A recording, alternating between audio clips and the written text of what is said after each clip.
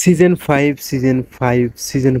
Bachelor point season 5 Facebook, YouTube, TikTok সব জায়গায় শুধু একই আলোচনা, সেটা হলো সিজন 5 ব্যাচেলার পয়েন্ট সিজন 5 কবে আসবে, শিমুলের নতুন গার্লফ্রেন্ড কে হবে, মিশু সাব্বির কেন নেই, হাবু ভাই কি এবার সত্যি বিদেশ যাবে এবং জাকির কি নোয়াখালী থেকে এবার কাবিলাদের বাসায় উঠবে নাকি। তো সবার প্রথমে বলি, এইবার ব্যাচেলার পয়েন্ট সিজন 5-এ জাকিরকে কাবিলাদের বাসায় আসতে দেখবো, কিছুদিন থাকতে দেখতে পাবো।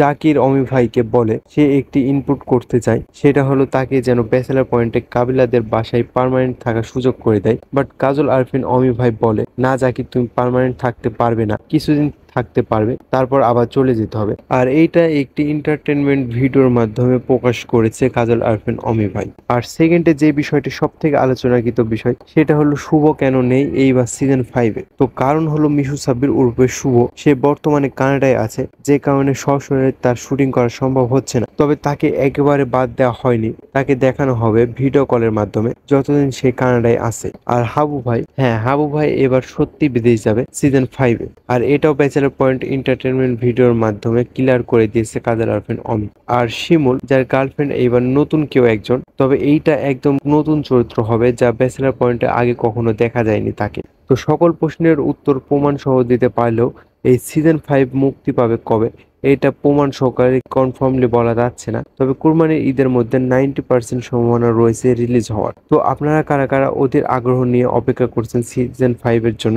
অবশ্যই কমেন্ট করে যাবেন। ধন্যবাদ।